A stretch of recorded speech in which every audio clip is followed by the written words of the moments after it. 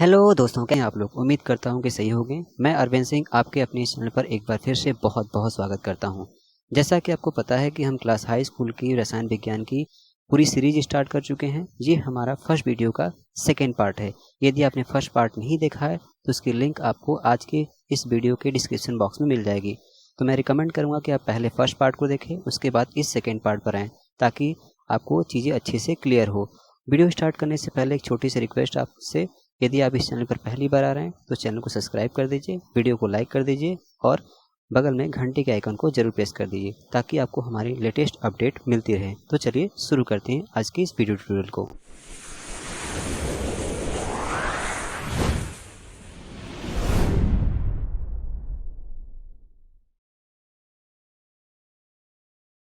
तो फ्रेंड, चलिए शुरू करते हैं आज की इस वीडियो ट्यूटोरियल को। जैसा कि हम लोगों ने रासायनिक अभिक्रिया के प्रकार के बारे में चर्चा किया था पिछले वीडियो ट्यूटोरियल में। तो हम लोगों ने संयोजन अभिक्रिया देख लिया था क्या होता है, और वियोजन अभिक्रिया क्या होता है उसको भी, इन दोनों टाइप को हम लोगों ने पिछले अपने पार्ट में कवर किया था। आज हम लोग उसके फर्दर टाइप के बारे में, यानी प्रतिस्थापन अभिक्रिया क्या होती है और उष्माशोषी और उष्माक्षेपी अभिक्रिया क्या होती है, इन दोनों के बारे में यहाँ पर हम चर्चा करेंगे डिटेल में। रासायनिक अभिक्रिया कुछ और भी टाइप्स होते हैं, जैसे ऑक्सीकरण अपचयन अभिक्रिया, रेडॉक्स अभिक्रिया, दोहरी विस्थापन अभिक्रिया। तो इन सब के बारे में हम आने वाले ट्यूटोरियल में डिटेल में चर्चा करेंगे। फिलहाल हम केवल थर्ड टाइप और फोर्थ टाइप यानी प्रतिस्थापन अभिक्रिया और उष्माक्षेपी और उष्माशोषी अभिक्रिया के बारे में यहाँ पर चर्चा करेंगे इस पार्ट में। तो चलिए शुरू करते हैं। तो हमारे पास पहला टाइप है, यहाँ पर तीसरा टाइप है जो है वो प्रतिस्थापन अभिक्रिया विस्थापन अभिक्रिया। तो इसकी परिभाषा क्या होती है, देखिए मैं यहाँ पर बहुत सिंपल सा परिभाषा लिखा हुआ कि वह रासायनिक अभिक्रिया जिसमें अधिक क्रियाशील तत्व कम क्रियाशील तत्व को उनके यौगिकों से हटा देता है, तो इस प्रकार की अभिक्रिया को प्रतिस्थापन या विस्थापन अभिक्रिया कहते हैं। अब इस परिभाषा क्या मतलब है, आइए इस एग्जाम्पल से समझते हैं। अब यहाँ पर देखिए लिखा हुआ है कि A प्लस BC, तो स्वाभाविक सी बात है गिब्स के लेफ्ट साइड में है, तो क्या होगा, ये दोनों अभिकारक होंगे। और ये AC प्लस B ये क्या है, गिब्स के राइट साइड में, तो क्या होगा, ये उत्पाद होगा ये। तो अब देखिए यहाँ पर ध्यान से देखिए तो C के साथ B लगा हुआ है, लेकिन उत्पाद में देखिए C के साथ क्या लगा हुआ है, A लगा हुआ है। तो स्वाभाविक सी बात है A ने क्या किया होगा, C को A ने क्या किया होगा, B को हटाया होगा। A ने क्या किया होगा, B को हटाया होगा और उसकी जगह पर जाकर बैठ गया होगा। यानी A क्या है हमारे पास, ज़्यादा ताकतवर होगा तभी तो हटाया होगा B को। यानी A क्या है, ज़्यादा क्रियाशील है किससे, B से।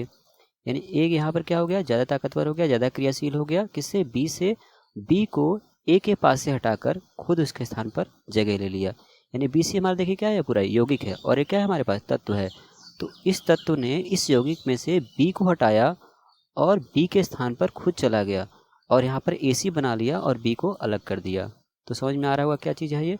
जैसे पुराने ज़माने में राजा महाराजा लोग होते थे ना, कि अधिक ताकतवर वाले जो राज्य होते थे, अधिक शक्तिशाली वाले जो राज्य होते थे, वो कम शक्तिशाली वाले राज्य पर क्या करते थे, आक्रमण करते थे और वहाँ की सारी संपत्ति सारे सब कुछ जब्त कर लेते थे और वहाँ के राजा को हटा देते थे। तो यहाँ पर भी कुछ ऐसा ही कंसेप्ट है, इसको समझिए ध्यान से। A क्या है हमारे पास, ज़्यादा ताकतवर है और B क्या है, कम ताकतवर है।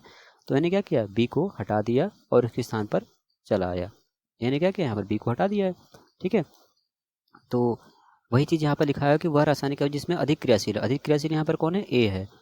कम क्रियाशील तत्व मतलब यहाँ पर B है, को उनके यौगिकों से। अब यहाँ पर जो यौगिक है उसमें कौन है कम क्रियाशील, B है, को क्या करता है, हटा देता है। इसको हटा दिया तो क्या हो गया, ये AC बन गया और प्लस B बन गया। तो समझ, आई थिंक मेरे हिसाब से आपको समझ में आ गया होगा कि मैं यहाँ पर क्या कहना चाह रहा हूँ।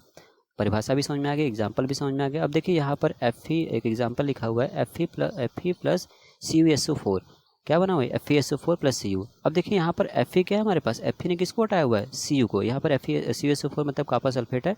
कापर सल्फेट किसके साथ अभिक्रिया किया, Fe यानी आयरन के साथ अभिक्रिया कर रहा है। तो हमारे पास आयरन क्या है, ज़्यादा क्रियाशील तत्व है किससे, Cu से। तो Fe क्या करेगा, Cu को हटा देगा किससे, SO4 से।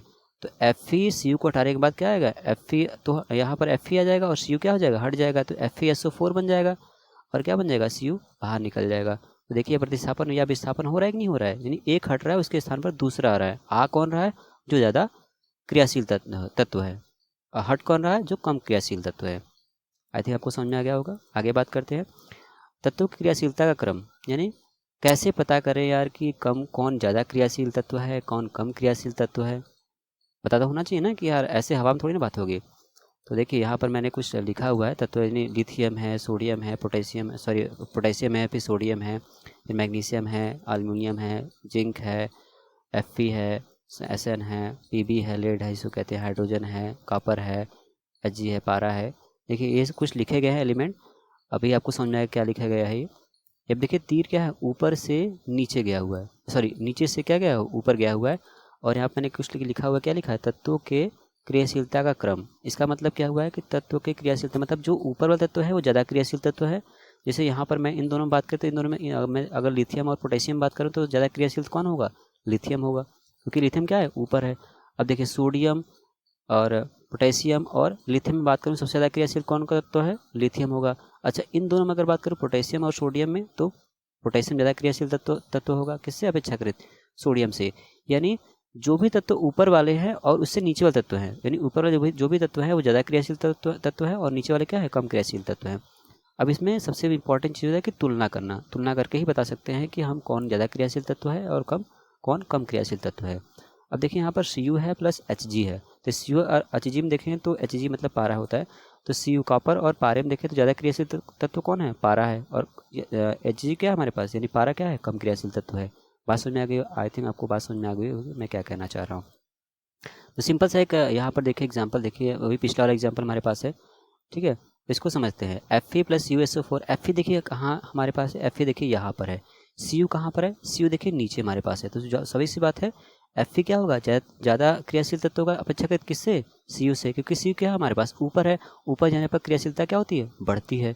तो Fe हमारे पास क्या है, ज़्यादा क्रियाशील तत्व है, और Cu क्या है, कम क्रियाशील तत्व है। तो क्या Fe Cu को हटा सकता है क्या, बिल्कुल हटा सकता है, क्योंकि क्या Fe क्या है, ज़्यादा ताकतवर है, किससे, Cu से। देखिए यहाँ पर Fe है प्लस USO4, तो Fe क्या है, ज़्यादा ताकतवर है या ज़्यादा क्रियाशील तत्व है, किससे, Cu से। तो Fe क्या करेगा, Cu को हटा करके उसके स्थान पर आ जाएगा। तो क्या बन जाएगा यहाँ पर, FeSO4 प्लस Cu। और यहाँ पर देखिए S लिखने का मतलब है सॉलिड होता है, और यहाँ पर AQ लिखने का मतलब होता है एक्वस सोल्यूशन, यानी जली विलयन इसको बोलते हैं, यानी FeSO4 का जली विलयन है और यहाँ पर क्या है, सॉलिड स्टेट में है, ठीक है। एक दूसरा एग्जाम्पल देखते हैं, Zn प्लस USO4। अब Zn देखिए कहाँ पर है हमारे पास है, Zn देखिए यहाँ पर है, Zn यहाँ पर है, Cu क्या है, नीचे है। तो Zn ऊपर है, ऊपर होने का मतलब, और ये क्या है, नीचे है। तो Zn और Cu में कंपेयर कराएं तो Zn ज़्यादा क्रियाशील तत्व है और Cu क्या है, कम क्रियाशील तत्व है। Zn क्यों क्रियाशील ज़्यादा है, क्योंकि ये ऊपर है और ये क्या है, नीचे है। तो क्या Zn Cu को हटा सकता है क्या, बिल्कुल हटा सकता है। तो Zn ने क्या किया, Cu को हटा दिया। देखिए आगे देखिए यहाँ पर Zn ने क्या किया, Cu को हटा करके उसके स्थान पर आ गया और Cu को क्या कर दिया, बाहर निकाल दिया। अच्छा एक और एग्जाम्पल देखते हैं, Cu प्लस FeSO4 गिव्स क्या है, CuSO4 और Fe। अच्छा ध्यान से देखिए क्या रिएक्शन पॉसिबल है, Cu कहाँ हमारे पास, यहाँ पर है, और Fe कहाँ है, ऊपर है। अब यहाँ पर प्रोसेस थोड़ा उल्टा हो रहा है, Cu क्या कर रहा है, हटा किसको रहा है, Fe को। क्या ऐसा कर सकता है क्या, Cu Fe को हटा सकता है, नहीं, क्यों नहीं हटा सकता भाई, क्योंकि Cu क्या है हमारे पास, कम क्रियाशील तत्व है अपेक्षाकृत किसके, Fe के। Fe क्या है, ज़्यादा क्रियाशील तत्व है, किसको, Cu। Fe Cu को हटा सकता है, लेकिन Cu Fe को नहीं हटा सकता। क्यों नहीं हटा सकता है, क्योंकि Cu यहाँ पर क्या है, कम क्रियाशील है, और Fe क्या है, ज़्यादा क्रियाशील है। तो भाई कम वाला नहीं हटा सकता ज़्यादा वाले को ना। तो यहाँ पर देखिए Fe क्या Cu क्या Fe को हटा सकता है, नहीं। तो यहाँ पर FeSO4 और Fe बनना पॉसिबल नहीं है, यानी ये रिएक्शन क्या है आपका, गलत है, यानी ये रिएक्शन पॉसिबल है ही नहीं। अगला देखिए एग्जाम्पल हमारे पास है कि Cu plus ZnSO4 give CuSO4 plus Zn। अब देखिए Zn हमारे पास देखिए यहाँ पर है और Cu कहाँ है, वो नीचे है। Zn ऊपर है, ऊपर मतलब ज़्यादा क्रियाशील तत्व है, और Cu क्या है, Cu क्या है यहाँ पर, कम क्रियाशील तत्व है। इसका मतलब Cu क्या Zn को हटा सकता है क्या, भाई नहीं हटा सकता, क्योंकि क्या है, Cu कम क्रियाशील तत्व है और Zn क्या है, अधिक क्रियाशील है। तो अधिक क्रियाशील होने का मतलब भाई यहाँ पर ये तो पहले ही ताकतवर है, ये कमज़ोर वाला इसको हटाकर हटाएगा, बिल्कुल नहीं हटा सकता। जब नहीं हटा सकता तो क्या रिएक्शन पॉसिबल है, नहीं पॉसिबल है। कभी कभी एग्जाम में आपसे डायरेक्टली क्वेश्चन पूछ लेते हैं कि बताइए ये रिएक्शन पॉसिबल है कि नहीं पॉसिबल है। अगर पॉसिबल है तो क्यों पॉसिबल है, नहीं पॉसिबल है तो क्यों नहीं पॉसिबल है। अब देखिए ऊपर वाले में रीजन मैंने दिया कि क्यों पॉसिबल है, क्योंकि कम क्रियाशील वाले क्या कर रहे हैं, हट जा रहे हैं किससे, ज़्यादा क्रियाशील वाले तत्वों से। अब देखिए इसको बोलते हैं तत्वों की क्रियाशीलता का क्रम। अगर ये आपको याद रहेगा तो आराम से इस टाइप के रिएक्शन को बता सकते हैं कि आपकी क्रियाशीलता का मतलब वो रिएक्शन पॉसिबल है या नहीं पॉसिबल है। चलिए और आगे कुछ और टर्म के बारे में बात करते हैं। आई थिंक आपको ये सारे एग्जांपल क्लियर होंगे। तो नीचे वाले 2 एग्जांपल वो पॉसिबल नहीं है, यानी रिएक्शन संभव नहीं है, और ऊपर के जो दोनों हैं वो पॉसिबल है। यहाँ पर देखिए मैंने क्रम गलती लिखा है, तो उसके लिए सॉरी भाई, यहाँ पर 4 होना चाहिए। तो 3 और ये लास्ट में जो 4 मैं कहता, ये 4 पॉसिबल रिएक्शन नहीं है, यानी 3 और 4 आपका पॉसिबल रिएक्शन नहीं है। क्यों नहीं पॉसिबल? क्योंकि कम वाला क्या कर रहा है, अधिक वाले को नहीं हटा सकता, इसलिए ये पॉसिबल नहीं है। आगे बात करते हैं हम लोग। अब देखिए अगला हमारे पास प्रतिस्थापन अभिक्रिया के प्रकार कुछ होते हैं। अभी प्रतिस्थापन अभिक्रिया देखा क्या होता है कि कम ज़्यादा वाला क्या, ज़्यादा क्रियाशील तत्व किसको हटा रहा था, कम वाले को हटा रहा था। अब उससे कुछ टाइप्स होते हैं। पहला है एकल प्रतिस्थापन अभिक्रिया, दूसरा हमारे पास है उभय या दोहरी प्रतिस्थापन अभिक्रिया। अब देखिए बेसिकली पहले के बारे में बात करते हैं हम लोग कि एकल प्रतिस्थापन अभिक्रिया क्या होती है। तो जितने भी आप लोगों ने अभी पहले पढ़ा प्रतिस्थापन अभिक्रिया के बारे में, वो एकल प्रतिस्थापन अभिक्रिया ही थी। जैसे हम लोगों ने देखा था ना, वह रासायनिक अभिक्रिया जिसमें केवल एक ही तत्व केवल दूसरे एक ही तत्व को प्रतिस्थापित करता हूँ। देखिए यहाँ पर हो रहा है क्या, एग्जाम्पल समझिए। जो हमारा पिछला एग्जाम्पल था, ए किसको हटा रहा था, बी को हटा रहा था, तो यहाँ पर ये रिएक्शन पॉसिबल था। एफ किसको हटा रहा था, सी यू को हटा रहा था, और यहाँ पर जेडन किसको हटा रहा था, सी यू को हटा रहा था। तो ये रिएक्शन क्या होती है, एकल, मतलब केवल एक ही तत्व केवल दूसरे एक ही तत्व को हटाएगा। तो इस प्रकार की अभिक्रिया क्या कहते हैं हम लोग, एकल प्रतिस्थापन अभिक्रिया कहते हैं। अच्छा, उभय या दोहरी जो प्रतिस्थापन अभिक्रिया है, इसको हम आने वाले ट्यूटोरियल में कवर करेंगे कि ये एक रासायनिक अभिक्रिया का प्रकार है। इसको और डिटेल में कवर करने वाला हूँ मैं इसको यहाँ पर टच नहीं करने वाला, तो इसके लिए आप वेट कर सकते हैं अगले ट्यूटोरियल का। तो आगे बात करते हैं हम लोग। अगला जो चौथा टाइप है वो ऊष्माक्षेपी और ऊष्माशोषी अभिक्रिया है। अब ये क्या चीज़ होता है, ऊष्माक्षेपी मतलब क्या होता है। तो पहले देखते हैं ऊष्माक्षेपी अभिक्रिया क्या होती है, उसके बारे में हम चर्चा करेंगे।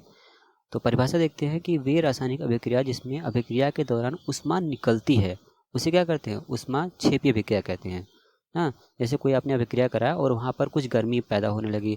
जैसे कि सिंपल सी बात करें कि आपने डिटर्जेंट पाउडर को भी हाथ में लिया हो, किसको मैं बोल रहा हूँ, आपने कभी यदि डिटर्जेंट पाउडर को हाथ में लिया है और हाथ में रखने के बाद आपने अगर ये पानी डाला, तो वहाँ पर कुछ हल्का गर्म महसूस होता है। यानी डिटर्जेंट पाउडर ने और पानी ने कुछ क्रिया किया, तो वहाँ पर आपको गर्मी महसूस हुई। या फिर सिंपल सी बात करें कि दीपावली के समय जब आपके घर में वाइट वाश होता है, यानी चूना सफ़ेदी वगैरह होता है, तो आपके घर में जो चूना आता है वहाँ पर अगर पानी डालेंगे तो उसमें बुलबुले निकलते हैं और वो काफ़ी गर्म होने लगता है। तो वो भी एक ऊष्माक्षेपी अभिक्रिया का एग्जाम्पल है, यानी वहाँ से ऊष्मा क्या हो रही है, बाहर निकल रही है। हाँ, देखिए यह एक इसकी एक और परिभाषा हम लिखें यहाँ पर। देखिए, जिन अभिक्रियाओं में उत्पाद के साथ साथ ऊष्मा भी निकलती है उसे ऊष्माक्षेपी अभिक्रिया कहते हैं। यानी उत्पाद तो बनेगा ही बनेगा, साथ साथ उसमें क्या है और निकलेगी, ऊष्मा भी बाहर निकलेगी। तो देखिए यहाँ पर क्या है हमारे पास, देखिए यहाँ पर अभिकारक जो भी कुछ था हमारे पास, कुछ भी अभिकारक हो सकता है, वो किस में कन्वर्ट होगा, उत्पाद में कन्वर्ट होगा रिएक्शन के बाद, और साथ साथ क्या निकलेगी, ऊर्जा निकलेगी, वो किस में, ऊष्मा के रूप में। यानी ये ऐसा कुछ सिनेरियो हो तो कह सकते हैं भाई ऊष्माक्षेपी अभिक्रिया है ना। यानी अभिकारक ने क्रिया किया, उत्पाद बनाया, उत्पाद के साथ साथ क्या बना दिया, उसमें ऊष्मा भी निकल रही है, तो उसको बोलते हैं ऊष्माक्षेपी अभिक्रिया। एक एग्जांपल देखते हैं। देखिए यहाँ पर A + B है, गिव्स क्या बन रहा है, C + D, और साथ साथ क्या निकल रही है, इसमें से ऊष्मा भी बाहर निकल रही है। यानी A + B क्या है, अभिकारक है, इन दोनों आपस में क्या किया, क्रिया किया, क्रिया करने के बाद उत्पाद क्या बना, C और D उत्पाद बना है, और साथ साथ क्या बना है हमारे पास, ऊष्मा भी उसमें से बाहर निकल रही। तो इस प्रकार की अभिक्रिया क्या कहते हैं हम लोग, ऊष्माक्षेपी अभिक्रिया। देखिए एग्जांपल यहाँ पर, हाइड्रोजन ने ऑक्सीजन के साथ क्रिया किया और H2O बनाया, और साथ साथ उसमें क्या बनाया, ऊष्मा। अब देखिए यहाँ पर लिखा है हाइड्रोजन का जलना। हाइड्रोजन का जलना का मतलब होता है जब भी किसी पदार्थ को हम ऑक्सीजन की उपस्थिति में अभिक्रिया कराते हैं तो बोलते हैं वो पदार्थ उसमें जल रहा है। जैसे यहाँ पर अभी हाइड्रोजन था, हाइड्रोजन के अलावा कोई दूसरा एलिमेंट भी हो सकता है ना, कोई दूसरा तत्व भी हो सकता है, तो उसको बोलते हैं कि हाँ वो पदार्थ क्या हो रहा है, जल रहा है। जैसे एक सिंपल देखिए यहाँ पर क्या लिखा है, मेथेन लिखा गया। मेथेन को मैंने ऑक्सीजन के साथ किया, मतलब मेथेन को मैं क्या कर रहा हूँ, जला रहा हूँ। तो क्या बना है, कार्बन डाइऑक्साइड और क्या बना है, H2O गैस बनी हुई, और साथ साथ क्या निकली हुई, ऊष्मा निकली। तो मैंने क्या लिखा, मेथेन का जलना। यानी मेथेन को मैं क्या कर रहा हूँ, जला रहा हूँ। क्योंकि आप जानते हैं कि किसी भी चीज़ के जलने के लिए ऑक्सीजन इंपॉर्टेंट रोल अदा करता है ना। यानी ऑक्सीजन उसमें अगर इन्वॉल्व है तो ही वो पदार्थ जलेगा, अगर ऑक्सीजन नहीं है तो उसमें नहीं, वो नहीं जलेगा। तो मैं क्या किया, दोनों देखिए दोनों भी क्रिया में ऑक्सीजन इन्वॉल्व है, तो मैं क्या कर रहा हूँ, उसको जला रहा हूँ। जलाने का मतलब क्या, अब देखिए जलाते हैं, जलाने के बाद ये प्रोडक्ट बनता है, यानी ये उत्पाद बनता है, साथ ही साथ आपका ऊष्मा भी निकलती है। अब देखिए अगला हमारे पास है ऊष्माक्षेपी अभिक्रिया। अब ऊष्माक्षेपी अभिक्रिया क्या होती है, यानी ऊष्माशोषी का उल्टा ऊष्माक्षेपी होता है। ऊष्माक्षेपी में क्या हो रहा था, ऊष्मा बाहर निकल रही थी। ऊष्माशोषी मतलब जो ऊष्मा सोख लेगा, यानी ग्रहण करेगा अपने अंदर, यानी जो ऊष्मा लेगा। यानी ऐसी अभिक्रिया जिसमें उत्पाद के बनने के लिए, यानी अभिक्रिया करने के लिए उसमें ऊष्मा देनी पड़ती है हमको। ये देखिए वे अभिक्रिया जिसमें ऊष्मा का अवशोषण होता है ऊष्माक्षेपी अभिक्रिया कहलाती है। यानी उष्मा का अवशोषण होता है, मतलब अभिक्रिया को कराने के लिए हमको उष्मा देनी पड़ती है। तो उस प्रकार की अभिक्रिया क्या कहते हैं हम लोग, उष्मा शोषी अभिक्रिया कहते हैं। या मैं एक इसका सिंपल सा और एक एग्जाम्पल लिखा हूँ, एक परिभाषा लिखा हूँ। जिन अभिक्रियाओं में अभिकारकों को तोड़ने के लिए उष्मा प्रकाश या विद्युत की आवश्यकता होती है उसे उष्मा शोषी अभिक्रिया। उष्मा प्रकाश विद्युत से आपको याद आ रहा होगा कि हम लोगों ने इसकी चर्चा वियोजन अभिक्रिया में भी किया था। वियोजन अभिक्रिया के जो प्रकार बताए थे वहाँ पर भी हमने देखा था कि उष्मा प्रकाश और विद्युत की आवश्यकता होती थी। ये बाह्य कारक होते हैं जो कि किसी प्रकार के तोड़ने और फोड़ने में काम आते हैं, यानी अभिकारक जब टूटता है तो ये बाह्य कारक काम करते हैं। देखिए उष्मा शोषी में ये भी एक इम्पॉर्टेंट रोल अदा करता है। उष्मा यानी उष्मा उसमें देंगे तो अभिक्रिया होगा, अदरवाइज नहीं होगा।